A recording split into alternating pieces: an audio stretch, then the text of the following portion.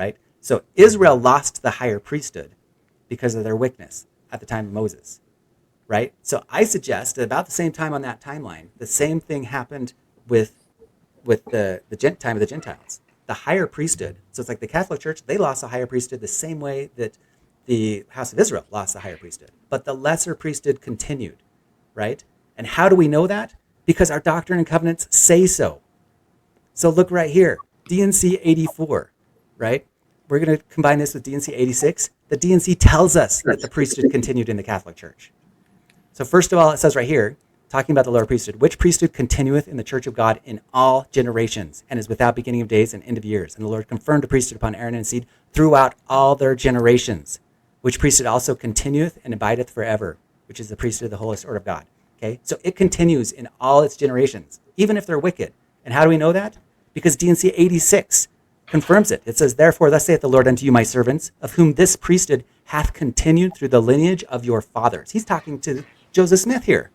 Wow. He says that Joseph Smith got the priesthood through the lineage of his fathers, right? Which we already know. It continues in all their generations. The lesser priesthood continues because it is like, it's different than the higher priesthood. The higher priesthood is like the spiritual priesthood. And we know from D&C 121 that when you see that priesthood, if you are not righteous, amen to the priesthood of that individual, right? Like you can't use that higher priesthood. But the lower priesthood continueth through all their generations. Even when they're wicked as sin, just like Israel was, the lower priesthood still continues. That reminds me of Mitiga talking about how the American Indians believed that they had a priesthood that was brought across, and they've had it. And they've had it. And you're now convincing me, based on the scriptures, that the lower priesthood has always existed. Yeah. It was never taken from the earth, the narrative has been taught. Scriptures and D&C, like how do I just skim over these things? It's because I'm telling you right now, it's because of bias. It's because of the traditions of our fathers. It's because of the narratives that we learned, the narratives I learned on my mission that I would teach, because that was the narrative. And so because you teach the narrative, you believe that this narrative must be founded on scripture, and you never fact check the narrative. Yeah. And this is important because this is actually a theological debate among Christianity in general. So there's an idea between dispensationalism and supersessionalism. And if you go through these things and try to understand the difference between like dispensational and covenant theology, right? These are like, these are important aspects of Christianity that have been debated since the Restoration. But the idea of like, was Israel abandoned? Did Israel become the new church? Or is Israel still somehow in God's covenant so that they're going to be restored? And this is like the entire like basis of our church and of the Book of Mormon and the Doctrine of Covenants, that Israel has not been forsaken, right? Because I think it's a supersessionalist believes that like they basically believe in an apostasy of Israel in a way that they say, well, Israel completely lost the priesthood, lost God's favor. It all went to the Catholic Church or to Christianity, right? And that they are forever thrown off. Whereas somebody who believes in like a covenant theology or in a dispensationalism, they'd be like, no, like Israel is still going to play a part in God's plan because they still have a place in God's heart. They still have a part of the priesthood. They still have a right to the blessings of God. And so God will restore them. And which side do we take? Well, we absolutely know that Israel still has a priesthood, right? And that they're going to be restored. And that's what Mormonism is. Like we are Ephraim. We are the northern kingdom. We have been restored. And we are waiting for Judah for the same thing to happen to them, right? Which is about to happen with Ben Catherine. So I hope this makes sense, right? So let's just go through and we're going to read through a couple more scriptures and that you can kind of see that the priesthood, there's a lower priesthood that continues even if you are quote unquote apostate. And that the apostasy was actually the apostasy of Israel, but they are going to be restored, right? But there was a priesthood that continued through the Catholic Church in the same way that there was a priesthood that continued through the house of Israel when they were wicked. Okay, so let's move on and just read a couple more scriptures. So let's look at this one right here. Okay, so this is crazy because this would make no sense. This would make zero sense if the priesthood didn't continue. So notice in D&C 68 that anybody who is a total convert and doesn't have the seed of Aaron in them, right? Let's just read it so you get what I'm saying here because it's really crazy when it comes to bishops. Okay. So there remain hereafter in the due time of the Lord other bishops to be set apart unto the church to minister even according to the first. Wherefore they shall be high priests who are worthy, and they shall be appointed by the first presidency of the Melchizedek priesthood, except they be a literal descendant of Aaron. So that's crazy, right? So if they're not a literal descendant, if they are a literal descendant of the Aaron, They already got it. if they be a literal descendant of Aaron, they have a legal right to the bishopric if they are the firstborn among the sons of Aaron. For the firstborn hold the rights of the presidency over the priesthood, and the keys of authority of the same. And a literal descendant of Aaron also must be designated by this presidency and found worthy and anointed and ordained under the hands of this presidency. Otherwise, they are not legally authorized to officiate in their priesthood. Right? No man has right. So I got a question. Uh-huh. That's basically telling me that the laying on of hands is for ordination to the office and the keys, not for giving of the priesthood. I mean, yes and no, right? So there's lots of ways I think that you could interpret this. But the underlying thing that I think you first have to take off is that the priesthood continues, so they already have a priesthood.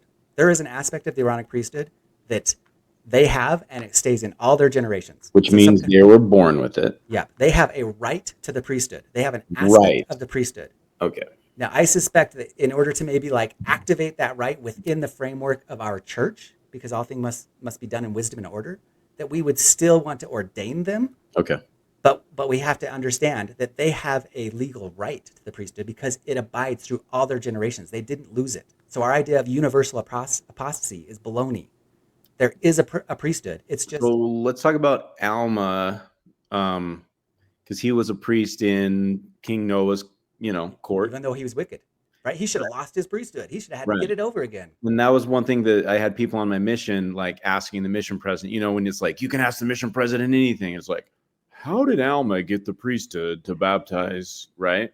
Because there's no reference of him ever receiving the priesthood like some angelic being coming to him and giving him the priesthood, because he already had it.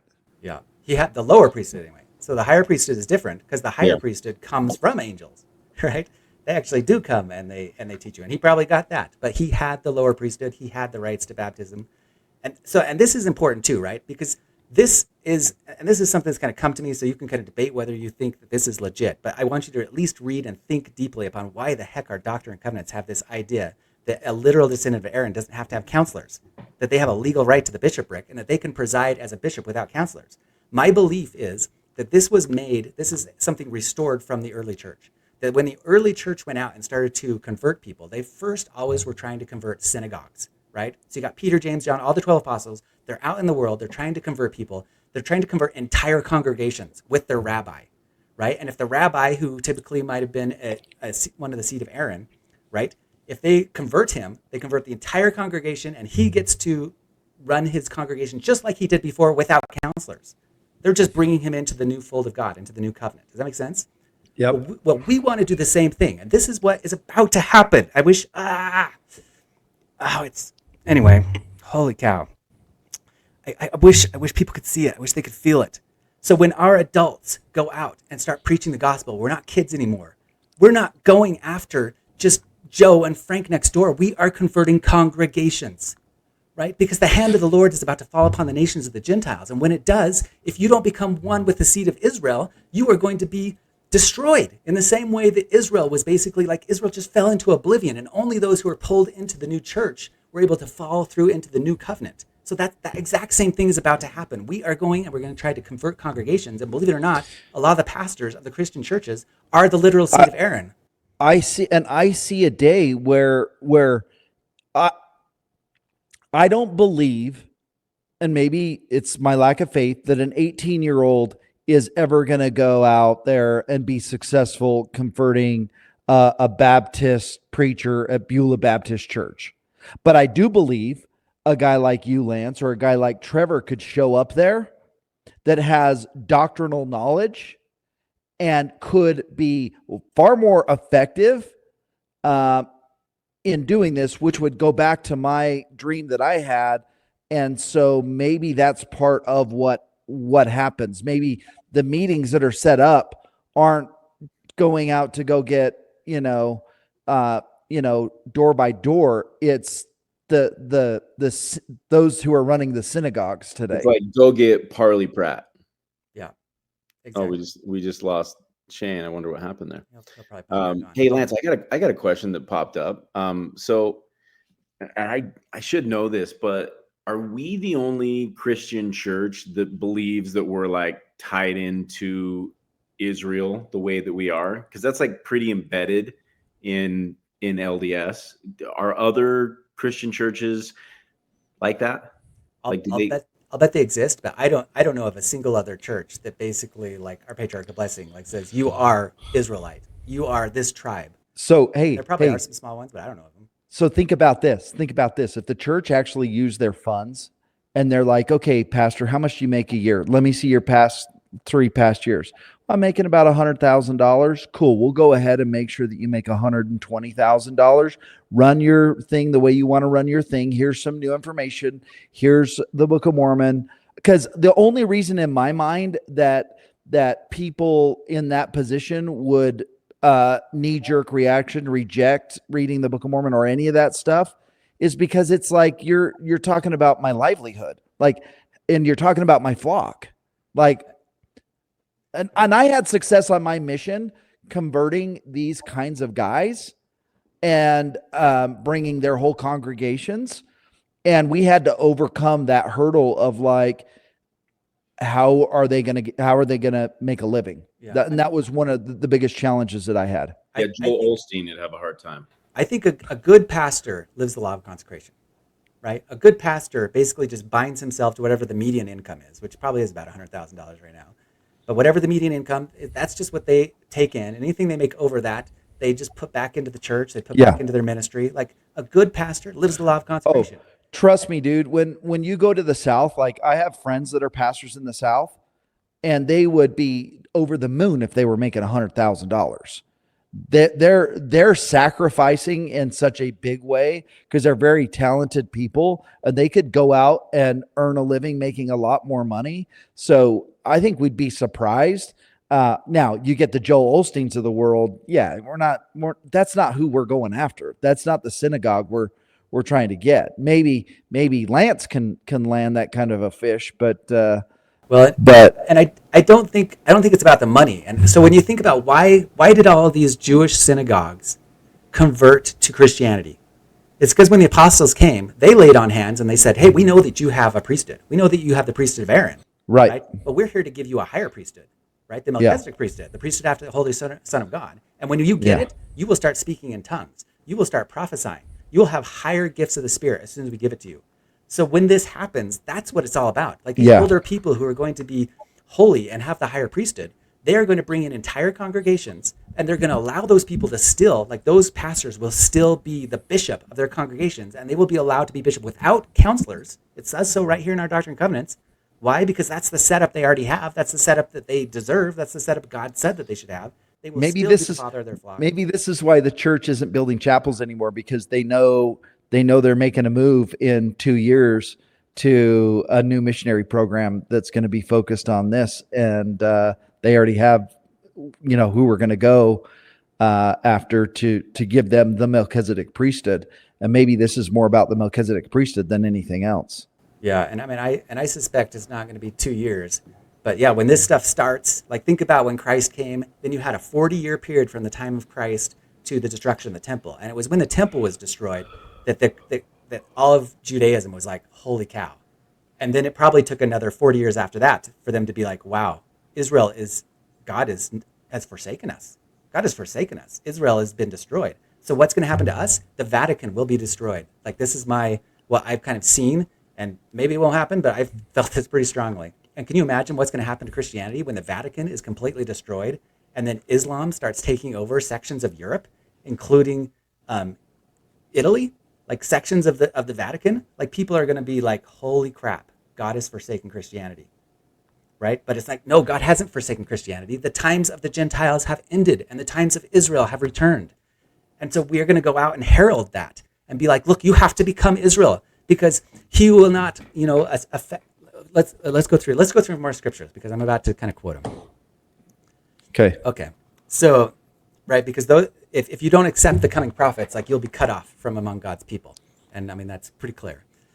Okay, so we're going to go through 2 or 3 more things, and I'm going to try not to put you to sleep with those. People can read my article and they can get the full gist of this, but just let it know, like every one of our scriptures, like if you read right here, you can go look. Every scripture that we use to teach the Great Apostasy does not teach about universal apostasy. We use those scriptures wrong, and if you read them carefully, you'll see, just like I've already explained with these other ones, I'm going to show it with you a couple more. Our view of universal apostasy is wrong. It's wrong because we're just adopting this Protestant view of apostasy, because the true apostasy was apostasy of Israel. Okay, so check this out. So even in the Bible, our main scripture that we use, let no man deceive you by any means, for that day shall not come except there be a falling away, which is what? Greek for apostasia. That grace shall not come except there be an apostasy, right? A rebellion, that the man of sin be revealed, the son of perdition. So this is kind of interesting. We talk about this apostasy and we'd be like, oh yeah, this happened, 100 years after Christ. No. This will become clear when we talk about the allegory of the olive tree. The apostasy is happening right now. The apostasy did not happen way back when. Only the apostasy of Israel happened back then. The apostasy of Christianity is happening right now. And why do we know that? Because when the apostasy happens, it reveals the son of perdition, right? The man of sin or son of perdition. So what you're saying is, when this apostasy happens, nothing shall be withheld, and you're going to see all of the gross crimes that have happened in these Christian organizations. Well, even more so. So we have a lot of different scriptures talking about the son of perdition and the Antichrist and all. Hey, your mic slipped again. Because the man of sin is the Antichrist. The son of perdition is the Antichrist. The Antichrist is coming, right? But the Antichrist is both a person and a spirit, right? And we kind of get that from lots of different scriptures. Like right here, he says, dear children, this is the last hour, right? So what is it? It's the end of times. Which times? It's the end of the times of Israel, the time of the apostasy of Israel, right? And as if you heard, the Antichrist is coming. Even now, there are many Antichrists that have come. This is how we know it's the last hour. They went out from us, but they did not really belong to us, right? So this is the Antichrist of Israel, the anti-Messiah. And we're about to have this repeat, right? Because the two repeat. We're about to have the Antichrist, but there is a spirit of the Antichrist, and there is the actual Antichrist, and there are many Antichrists. It's interesting. We've been talking about this spirit of the Davidic servant, and it's the same thing. It's the exact opposite. It's the inverse, right? There's this Antichrist. There's a Davidic servant coming, but then there's the servant's servant, right? Or the servants of the servant, right? Yeah. And there's also this Davidic energy that's rising at the exact same time, and on the opposite, on the dark side, there's exactly this thing. It makes complete sense. Yeah. And I mean, the Antichrist even says right here, right, he sitteth in the temple of God, showing himself that he is God. He comes from the saints, right? It says he comes out from among us. He is a saint. The Antichrist and the spirit of the Antichrist is basically an anti-Messiah who sits within the church of God. So let me just go down here so you can kind of see. Do you see how the Antichrist, Christ and Antichrist, these are, if you study the one that happened for the time of Israel, then you can understand what's about to happen in the times of the Gentiles, right? So what happened in the time of Israel? We had kind of this general apostasy where people were losing the Spirit of God in general. And then the thing that brought it to head was Christ. Christ came and he told them, your time's done, right? The times of Israel are over. You follow me, I am the fulfillment of all of your prophets. You follow me or else you're going to be cast off. And anyone who didn't accept him became an Antichrist. They became an anti-Messiah. They became anti-Israel, right? And they were forsaken by God, and they were the apostasy. Well, the same thing is about to happen right now. And remember, it happens twice in our day. In the same way that kind of in the old time it happened for Judah and Israel, it happens the same thing right now. We've got Joseph Smith who came and he said, hey, look, your time's about up. Like, I'm here to restore, I'm heralding the restoration of Israel. Either you become Israel or you're going to be part of this church that is going to become Babylon and going to fall into apostasy, because the apostasy is happening right now. And then Ben Catherine will be the full fulfillment of that. When Ben Catherine comes, even the Pope, like he's going to do miracles that haven't been seen since Jesus. Everyone will have to decide, is this person of God or is this person of Satan? And if you say this person is of Satan, well, you become the Antichrist. You become the anti-Messiah, right? Because now he is heralding and saying, hey, the restoration is here. I'm going to show it to you by miracles. I'm going to raise people from the dead. Either you believe this or you're going to be thrown off by God. So what do we do? What do we do if Ben Catherine's not the one raising him from the dead, and we got some guy that's like that claiming to be the Davidic servant, and he starts raising people from the dead? What do we do? He's going to, and he's going to bring fire down from heaven. I mean, and who knows exactly how all that will go, but there will be false prophets. And how do you know? Because when Christ came, there were false prophets. There was like Simon the sorcerer and all these guys. But how did you know the real Christ from the false Christ? It was actually pretty obvious. Man, it's going to be, and I'm sorry to keep saying this, Lance, but your mic keeps slipping, and people are going to want to hear you. I feel like Joe Rogan, he always is being like, just bring that mic up just a little bit. Just put it right to your mouth. Okay. Put it right to your mouth. So, yeah, no, I mean, we know the Antichrist is going to turn the desert into, bring food to the desert. He'll bring water to the desert. He'll bring fire down from heaven. He'll raise the dead. He'll perform, just like miraculous, like miracles.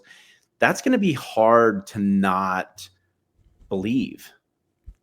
Well, I mean, we got to be careful because a lot of Jews rejected Jesus because they were waiting for a Messiah who would do those same things.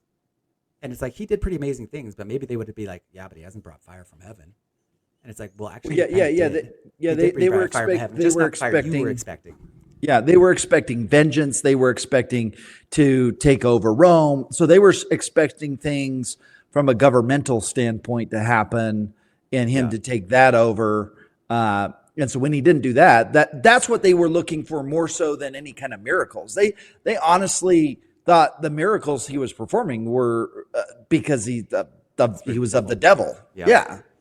I have a theory that we're going to get. This is just one theory, but it can make a lot of sense. Like if you go back and you read all the stuff that the Antichrist is going to do in the way that it describes it, it kind of reminds me of like someone from another civilization, a UFO coming and bringing all of this technology. And they're like, oh, we can make the desert have food. We can bring people back from the dead. We can give you green energy. And it's going to be really hard not to follow someone who's doing those things. Like it scares me. Talk about constant guidance of the Holy Ghost. Yeah. And I mean, isn't that what's happening right now? Like, think how many people are following the green movement and the technology people because they think those are the miracles that bring them salvation, right? Yeah. Anyway, we got to make sure that we don't get hung up and that we don't reject the coming Messiah figure, right? Because he doesn't fit our conceptions. But still, we have to make sure that we understand, like, if he raises someone from the dead, that hasn't happened since Jesus. Like, you need to pay attention. And everyone will be like, oh, that's AI. Yeah, it's fake. There'll be a video or something. It's fake. Yeah. Right? Yeah. But I'm saying that, like, this came to me, like, now, 20 years ago. It's been being heralded. I'm heralding it right now. When it happens, have faith in it. Right? But also use your discernment because there will be false ones out there. Like, hey, Shane, I got another nickname for Lance instead of Lancelot. Let's call him Harold. Hey, Harold. Hey, Harold. Harry the Heralder. All right, I'm going to go through two more scriptures real quick to try and just hit home this idea that the apostasy never happened. Okay, so we know about in Romans where it talks about the branches being broken off, right? And these are an important part of the idea of the apostasy. So in Jacob 5, the allegory of the olive tree kind of picks up and expounds on the one taught in Romans. And I'm here to say that the Jacob 5 tells us that the apostasy wasn't to happen until right now. Okay? And we twist it. Like, just look carefully, and I'll show it to you right now. Jacob 5 teaches us that the Catholic Church does not go into apostasy after the apostles. Only Israel did. The apostasy is happening right now. Okay, let's go through it. So Romans 11, right? We know it says, I would not, brethren, that you should be ignorant of this mystery, at least you should be wise in your own conceits, that blindness in part has happened to Israel until the fullness of the Gentiles come in. So what's he saying? He's saying that apostasy has come to Israel until the fullness of the Gentiles. So that's that same timeline that we were talking about, right? So the apostasy of Israel happened at the time of Christ, but then we get the times of the Gentiles, and apostasy is not going to happen to them until the fullness of the Gentiles. Okay, let's keep reading, and you'll follow me and see what I'm talking about. Okay, so then we have it where it says, if some of the branches be broken off, and you through the wild olive shoot have been grafted in among the others, among the Gentiles, the Gentiles being grafted in among Israel, and now share in the nourishing sap of the olive root, do not consider yourselves to be superior to those other branches. If you do, consider this. You do not support the root, but the root supports you. If you'll say branches were broken off that I should be grafted in, granted, but they were broken off because of unbelief, and ye stand by your current faith. Do not be arrogant, but tremble. All right, God did not spare the natural branches, right? Because Israel went to apostasy. If he will not spare you either. All right, so we're just building on this. I just want to kind of lay this framework for Jacob more than anything. Okay, so Jacob, all these speak of the olive trees. as we believe, comes from what was it? Amos's. Can't remember who he's quoting. Zenock. Sorry, Zenock or Zenock's something like that. a lost book that talks about the algorithm. A book from the brass plates, right? Yeah. Okay. And let's just really quick, I'm going to pull in this illustration so that people can know as a general thing. Jacob 5 talks about 3 different visitations. He visits one time, right? He plants the olive tree. He visits the second time. He carries him to the nethermost parts of the vineyard. So the first one you could say is Abraham and Moses, when he actually plants Israel as an olive tree. The second visit, when he takes the branches because things are getting wicked and he plants them in the nethermost parts, that is when he takes the Assyrians to the north, or the northern kingdom to the north by the Assyrians. Right. He takes Nephi, he takes all the lost tribes out. So that is like basically from 800 BC to about 500 BC, right? The third visit, he comes and he goes and he finds that every tree is evil. So in other words, he's saying there's a universal apostasy because every tree is evil. Both the previous ones, there was still good fruit. In fact, the second one, there was a lot of good fruit. There's only one that had good fruit and bad fruit, and that's the Nephites and the Lamanites. But on the third visit, the entire vineyard is bad. Okay, so what we want to find out is, well, when did this happen? If we know that the entire vineyard went bad, when did this happen? Did it happen 100 or 200 years after Christ, right before the Nicene Creed? Or did it happen at the time of Joseph Smith, essentially? Let's read. Okay, and it came to pass that a long time had passed away since the second visit. So the second visit is like 600 BC.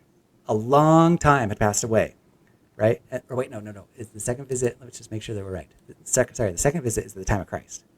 The first visit, the second visit is the time of Christ. Yeah, that makes sense. That makes sense. I was going to say the second visit would make more sense that's the time of Christ. Yeah, my bad. So it says a long time had passed away since the time of Christ. Not just 100 or 200 years, a long time had passed away since the time of Christ. And the Lord of the vineyard said unto the servant, Come, let us go down to the vineyard that we may labor again for the vineyard. For behold, the time draweth near, and the end soon cometh. So we know it's the last days. Yeah, it's got to be in Joseph Smith's time, 100%. Exactly. So he says, Wherefore I must lay up fruit against the season unto mine own self. And it came to pass, the Lord of the vineyard, the servant went down to the vineyard, and it came to the tree whose natural branches had been broken off, and the wild branches had been grafted in. Right. So he's going to the Catholic Gentiles. Church. Yep. Right. And behold, all sorts of fruit did cumber the tree. And it came to pass that the Lord of the vineyard did taste the fruit, every sort according to its number. Right. So this is an allusion to Romans. So the number has to be fulfilled. So the time of the Gentiles happens. So the fullness of the Gentiles occurs. The number would be filled up, and that fits in with 144,000 and all this eschatology. Okay, and the Lord of the vineyard said, Behold, this long time, right, since the time of Christ, have we nourished this tree. And I have laid up unto myself against the season much fruit during that period, during this long time. But behold, this time it hath brought forth much fruit, and there's none of it which is good. So in other words, now all the Gentile churches have recently become wicked. Nevertheless, I know that the roots are good, and for my own purpose I have preserved them, because of their much strength. Okay, this is the most important part of the whole thing. They have hitherto brought forth from the wild branches good fruit. Do you guys know what hitherto means? No. Isn't it beforehand? It means up to this point. Okay, that's also beforehand. Look at this. Until this time. Do you see that? So let's substitute with the thing. Until this time, they have brought forth much good fruit. Right? They have up to this time brought forth good fruit from the wild branches. So what's he saying? He's saying that the Catholic Church brought forth good fruit until the end time. You think about it, America is established before the Restoration, and it was built on the idea of Christianity. So that's good fruit. Yeah. Oh, Christianity, lifted us from such a horrible status, just in general society. So absolutely. And regardless of the, inquisitions and everything that the Catholic Church did, Catholic Church has done far, far, far more good. I would say 10 to 1. And maybe even 100 to 1, maybe even putting it low. Yeah. It brought Christ to the world. In my mission, the reason we converted was because of the Catholic Church. Totally. That's why I had baptisms. These guys love Jesus. You imagine trying to talk to somebody and they had they were starting at ground zero. Yeah, They had the people went, Bible, they had information. people Yeah. went to Asia, right? And I have friends that went to Asia, and they're just like they don't even have a concept of Christ, and like Catholics brought Christ to South America even through Inquisition, and these people love Jesus more than people even around here. Yeah, like this narrative of colonialism being this evil thing is for people who don't know history. Like I have read so many of the histories of Aztec, especially of like the conquering there. Like these people were sacrificing humans. Like people like to say that this was false. No, it's not false. Like their cultures were so degenerate when it came to the human sacrifice. These barbarian pagan practices, which existed in Europe too, until Christianity took over Europe. Like Christianity, as it conquered the world, and Islam along with that, it put down paganism. And what was paganism? It was messed up. It was messed up. Like the practices of paganism were basically just abhorrent, ancient, archaic practices that in the New World were still happening in the 1500s, and the Catholic Church had to come and civilize these people.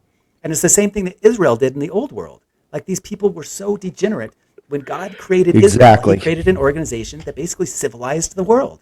It brought civilization and high culture to these places. It put down human sacrifice. It put down polygamy for the most part. It put down practices that were incredibly harmful, dangerous. And that it doesn't mean it wasn't without its problems. I was just going to say, I don't want to give colonialism a hall pass because there was a lot of abuse of power with colonialism. Yeah, absolutely. Absolutely. And the fights between, I mean, colonialism in the New World, especially, like a lot of the conquistadors were actually second generation Christians who were Muslims, right? Because the Reconquista had been going down in Spain. And so Islam had ruled it for 1,000 years, and they just reconquered it from Islam. And the fights that happened between those groups and these basically Islamic conquistadors, like second generation, they were warriors. And it's not to say that it wasn't like, it was a lot like David. It was pretty rough, but it was so much better than the human sacrifice systems that it preceded it, right? So once again, I just need to give credit to the fact that we need to understand the Great Apostasy is happening now. The universal apostasy didn't exist. The apostasy of Israel, so the Great Apostasy in a lot of the scriptures is actually the apostasy of Israel. Like that's the way that we need to frame it as a church. We need to realize that it's like we just need to kind of tweak the way that we frame it. We need to understand the Great Apostasy was first of all the apostasy of Israel. The restoration is still happening. Joseph Smith's restoration is the restoration of Israel. We are heralding the restoration of Israel, right? And the Catholic Church is about to have a second great apostasy. And if you do not join the restoration of Israel, you will be destroyed. It's as simple as that. So let me restate, because it's easier to swallow now. Because when you're saying like the apostasy didn't happen, I'm like, the reason I'm at 99% is, I've studied how they changed the original doctrine. I've studied how, they wove in paganism and, all of the different traditions of as the Roman Church grew and grew and grew into Europe, and how, where the saints came from. Right. And so what you're saying is the understanding of the apostasy in the scriptures isn't necessarily talking about that. It's another thing, but at the same time, it still does exist. That all that stuff that we read in the Great Apostasy still happened in the Catholic Church. We still veered away from the original doctrine of Christ, but it wasn't this total apostasy where they lost everything. Is that what? Yep, exactly. They still had priesthood, but it was a lower priesthood. So what I want to hit home is that what the Catholic Church had was the same as what Israel had for most of its. And was that apostate? I mean, you can call it apostate. But when it comes to the scriptures that define the apostasy, no. The scriptures that define the apostasy do not at all suggest that there was some kind of a universal apostasy from 200 AD to Joseph Smith, right? Except for Israel. Well, Joseph Smith restored Israel. And furthermore, when you bring in the Nemanhah record to the equation, if you believe that, I mean, they had their priesthood and continued to have their priesthood because they continued to live righteously for many, many years into, 1500. 1400s, 1500s? Yeah, Right. 1500s. And we don't know what other parts of the world where people were, where they were still righteous and doing it, and we just don't have a record of it. Yeah. Well, I have another article on the priesthood, and we'll hit that into more detail because that's another thing that I think needs to be cleared up a little bit. But we should realize that the Jaredites had a priesthood, and they coexisted with the Nephites. Like sometimes we're like, well, there can only be one priesthood today and only one true church, but and then you Whoa, point out that's it's an like interesting concept. Wow, you're right. The Jaredites had the priesthood. They coexisted with the Nephites, in the and same land. how do we reconcile that, key clutchers? Right, because that's another one of these kind of like false teachings that a lot of people get in their mind. They're like, well, okay, we know that the Nephites had the priesthood and that the old world people had the priesthood, but that's just because they were on two different lands. That's the only time God made a Right. pass. Yeah, And that's so there what wasn't just one person. And it's like, nope, that So, doesn't work Lance, either. who's got the keys? So this is something we'll hit when we talk about that priesthood thing. Keys have to do with your stewardship. So our prophet has keys for our church, and we have to respect that. The Church of Jesus Christ of Latter-day Saints is restored Israel for America and has all the keys for America, right? For our people. That does not mean that the Catholic Church doesn't have a type of priesthood for their people, even though it is a lower priesthood. In the same way that Israel had its own priesthood, but it was Yeah. a lower So priesthood than the one yeah, that Peter and brought. people are freaking out that the prophet went and met with the Pope, and I don't know if you guys saw that. Everybody was up in arms about it, and how he called him Your Holiness or something like that. Did you guys see that? Yeah. Come on, what are you gonna do? What's up, bro? Serious. Yeah. I mean, Well, not until the only Pope, that, I'm sure the Pope called him President Nelson because that's his title. probably. And until the Pope rejects the final messenger. So if the Pope directly rejects Joseph Smith and directly rejects Buchanan Ben Catherine after he has raised people from the dead, right? It's at the end of the fullness of the times that when the leader of the main church, if they reject, then that's when they'll be cast off, right? But not until then, not until the 70 times 7 of Daniel, not until the end and the fullness of the times. Let me just hit home this, so once again, like how I said that our current teaching makes for a very weak, pathetic God that leads our current teaching of the apostasy makes people fall into apostasy because the God it creates. Well, a lot of times we try and say, well, the reason why it went to apostasy was the Nicene Creed, because their understanding of God was so wrong that God completely threw them off, which we've covered all these scriptures that prove that's not true. But let me just hit this home. If you believe that, then of course you're going to lose your faith in the LDS church when you find out that our conception of God has changed, right? Like share my screen. Like if you haven't read through this idea right here, it's a big one, and it's something that we need to talk about, right? So have you ever really looked into the Book of Mormon? Oh my gosh, we need to do a whole podcast on this because I lost my testimony for a little bit on this whole black hole, Lance. For real, like when you compare the King Follett Discourse to the Lectures on Faith to the Book of Mormon and the views of God, like Mosiah, right? When he's talking about Christ coming, he's like, and because Christ dwelleth in the flesh, he should be called the Son of God, having subjected to the flesh the will of the Father, being the Father and the Son. It's like, what? Yeah, the Christ is eternal both- Father mentioned throughout the Book of Mormon Exactly. of Christ. Yeah, right absolutely. here. And they are one God, yea, the very eternal Father of heaven. It's like we have this view in the Book of Mormon, and it's crazy because the Book of Mormon's view of the Godhead is actually a little bit more like the Protestant view of the Book of Mormon than our current teaching. And like if you go through some of these, What was Lectures on Faith? Yeah. Like there are some great articles that kind of break into the theology and this idea of like exactly whether you want to call it Trinitarianism, monotheism. What is it this guy calls it? I can't remember. It's called there's even another name for it. And I think that this is a big important one where our church is just amazing because when God came to Joseph Smith and he told them that all churches were wrong, right? Which they were. They were all wrong. I got to hit this home in a second. But that doesn't mean just because our view is a little bit different. What am I trying to say here? God doesn't reject you just because you don't understand things. In fact, I think that he rejects you when you pretend to understand things that you should be able to say, we just don't really get it. Like, I think that was the big error of the Catholic Church and the Eastern Orthodox Church over anything, is that their creeds were an abomination. It says that, right, in Joseph Smith history. Their creeds were abomination to me. Why? Because they were trying to define things that are really kind of ununderstandable. Like the mystery of God, they were trying to take it and divine it and put it in a box. And God doesn't like that. He wants you to be like, yeah, we just don't totally get it. And we can hold different views at once, and we're not going to call everyone else heretics because they hold the wrong view. We're not going to have the monophysites look at the Trinitarians and say, oh, you're heretics, we're going to cast you out of the church. But that's what we're doing. That's what we do. Like, how often do we do that? We look at Christianity and we say, you're fully apostate. You don't have any priesthood of God. God totally rejected you because of your Nicene Creed. Like, we're doing the same thing to them that they were doing to each other that made God hate them. Stop it. Stop it. Yeah, and I went to Monday Night Football with, I got a tradition with my best friend Sean, and he has a little boy now, and first time being a father, and he's like going through like how is he gonna like teach his kids about the church, and he pulled out some scripture in Alma and he was sharing it to me, and he goes, I really don't like when little kids get up the way that we've taught them and they bear their testimony and they say the same thing every single time. What is it? I'd like to bear my testimony. I know the church is true. I love my mom and dad. Right. So it's this, I know this church is true concept. And he goes, there's truths everywhere, and he goes, we've kind of like ruined. He was like, I was a little bit ruined. And it wasn't until after my mission that I started realizing, okay, there's truths everywhere.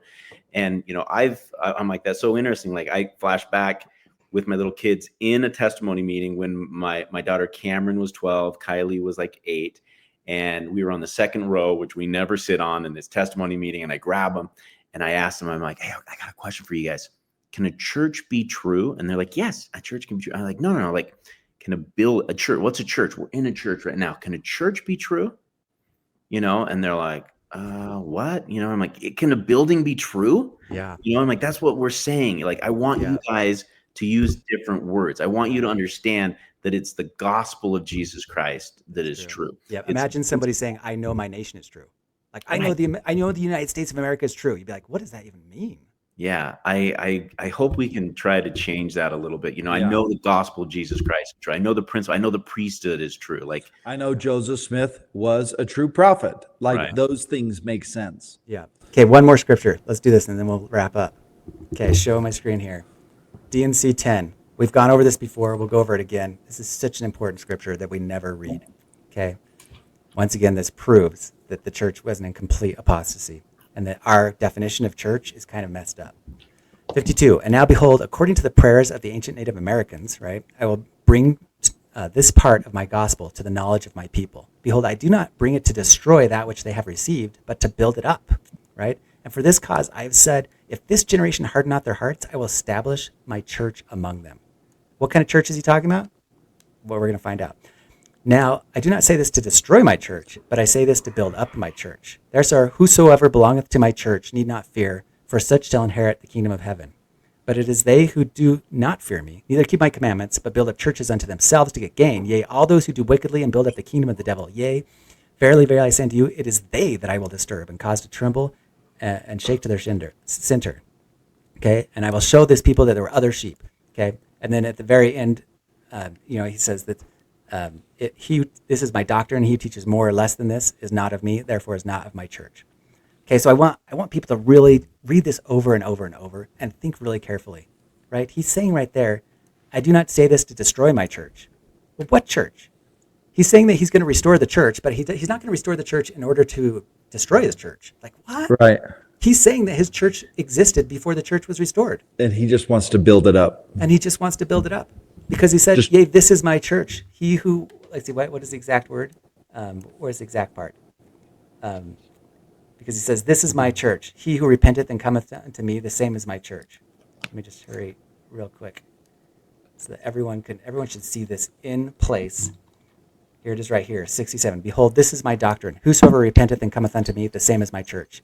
Whoso declareth more or less than this, the same is not of me, but is against me. Therefore, he is. So it's literally that simple. And what are we doing? I mean, read that again. And I hope every member of the church reads this in their scriptures. Yeah. And I want what to is his church? I want to what challenge is his church? If you say that the Catholic Church is the church of the devil, you are of the church of the devil.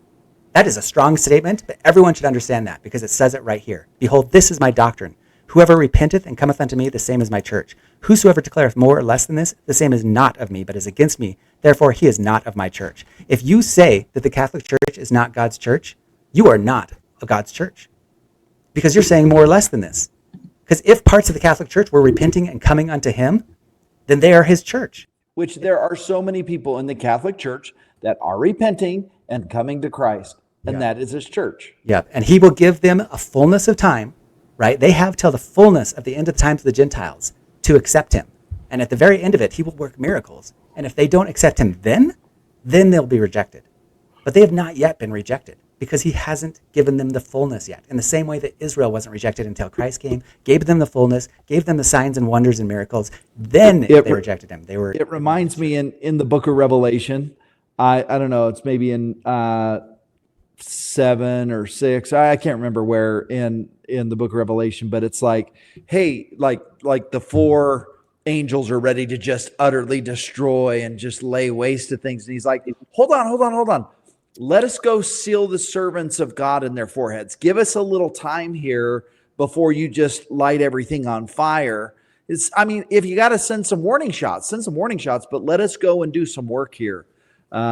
So, maybe that's the time that we're in. Maybe the missionaries being called home and a different missionary program being implemented is that time that they're going to have this chance to truly accept or reject. So, Cool. All right. There's a lot more. Head to my article, gathered in one. Read the article from the beginning. Redefining the LDS view of the Great Apostasy. There's a lot more scriptures we actually didn't even cover. It's pretty cool. And once you get it all, then it's like, oh, this totally changes the entire way I see the gospel, and it suddenly makes God a way more awesome God, and it makes the gospel make more sense and our place in the restoration of Israel. The way you've set up your site too allows a person to really search the scriptures. So what I would recommend everybody does, go to this site, go to this article after you've watched this and say, hey, I'm just going to study this. I'm going to look at this. I'm going to look at these scriptures and follow what the rabbit hole Lance went down by looking up the scriptures for yourself and see what conclusions you draw based on that. And so I appreciate all the work that Lance has done to answer some of these questions, challenge, I think, some of the narratives, which I think is a good thing. We should challenge narratives, right? I challenge this narrative all the time with people. I say to them, Lance, finish my statement. Curiosity killed the cat. No, it didn't. It created the lion. But I'm challenging that narrative that curiosity didn't kill the cat. Actually, curiosity creates the lion. And so you should be curious and you should ask questions. And Satan has done a masterful job creating narratives that we just believe because we're in this matrix. And part of what Zion Media is doing, I feel like, is waking people up, pulling them out of the matrix, allowing them to think for themselves and find truth. So, Lance, thank you so much for joining us. It's always a pleasure to have you on. Trevor, where are you? Yeah, good. I was hoping you were going to.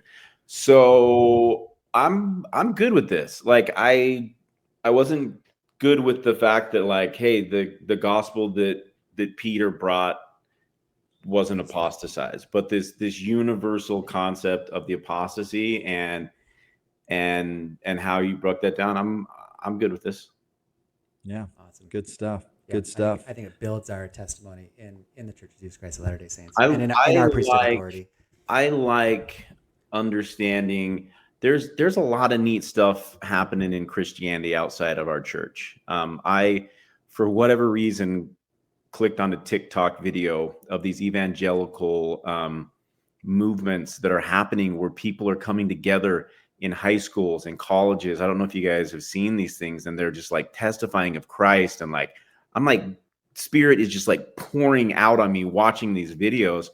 And it would be confusing to think that like there's not the Spirit of God in those churches, and there's not the Spirit of Christ in their churches. There are, and Christ consciousness and the Spirit is rising in all of us right now, guys.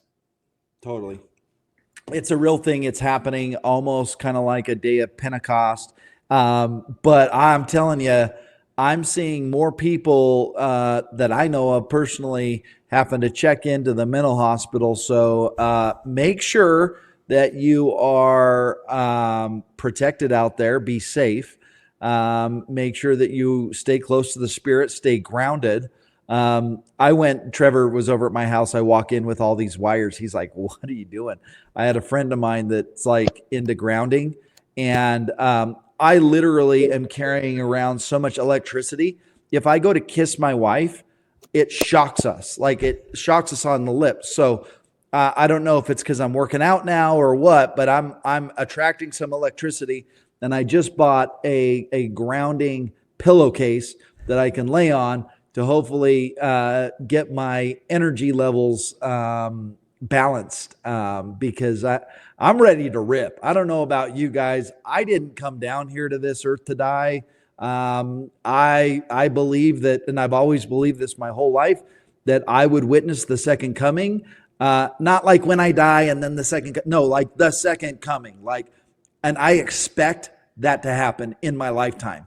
So I am manifesting that. I want that to happen. I want to be a part of that. I want to be a part of helping prepare people for that. And so that's why I'm so grateful for Zion Media and this opportunity. Any final thoughts, Trev? What do you got going on there? I don't know. I just looked at myself and I'm like, geez. 1.24 gigawatts. 1.24. Okay. Sweet. Well, Lance, thank you so much. Hey, if you like this video, share it, get it out there. We're introducing, I think, concepts that help you understand the narratives that have been taught, and kind of understanding what was the apostasy then? What was being talked about here? So anyways, share this, like it. I appreciate everybody that is helping build Zion through Zion Media, everybody on the Discord, everybody in the chats. Thank you so much.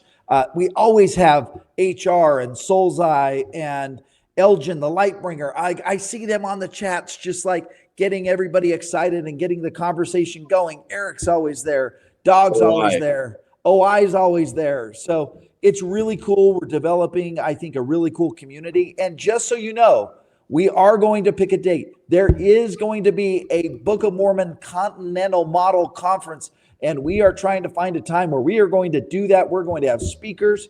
Lance is going to be there. Maybe Rod Meldrum shows up, but we want to bring anybody that's interested in Book of Mormon geography to a conference where we can all gather together, have these discussions, and let's figure this thing out together. So for myself, I'm Shane Baldwin. For Lance, Lancelot, Harold, whatever you want to call him, and Trevor the Keys, thanks for tuning in, and we'll see you guys all next time.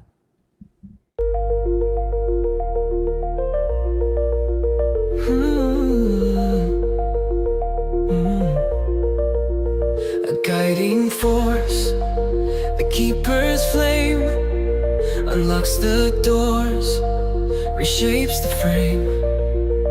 Wisdom flows like endless streams, a heart aligned with higher dreams. Guardian of light, bold and true, a steady hand to lead us through. Building bridges, breaking chains, infinite power flows through their veins. Keeper of the keys, unlocking dreams, a light that shines, eternal beams, with cosmic truth and vision wide. The stars align, they're by your side.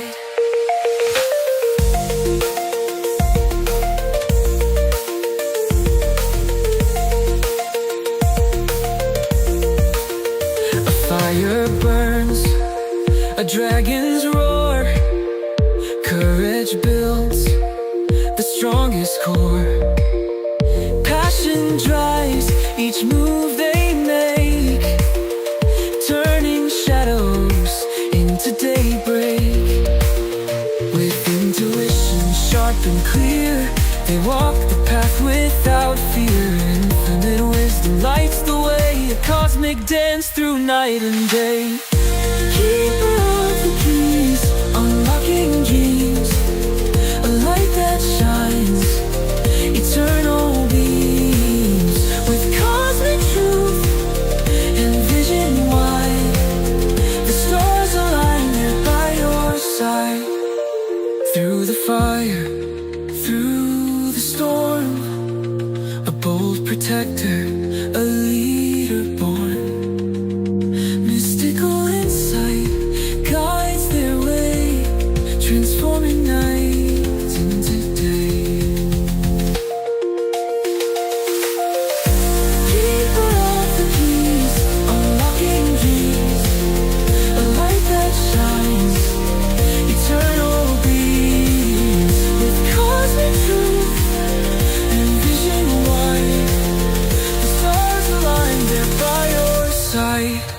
a guardian bold, with wisdom bright, infinite power, endless light. Through their touch, the world will see the strength and grace of eternity.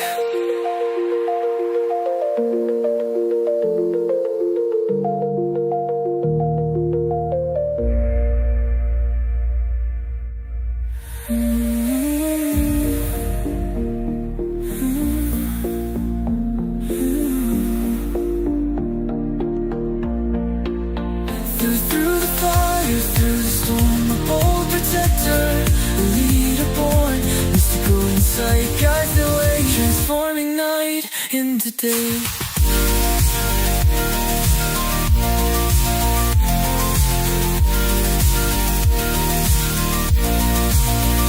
Through the fire, through the storm, a bold protector, a leader born, mystical insight guides the way, transforming night into day.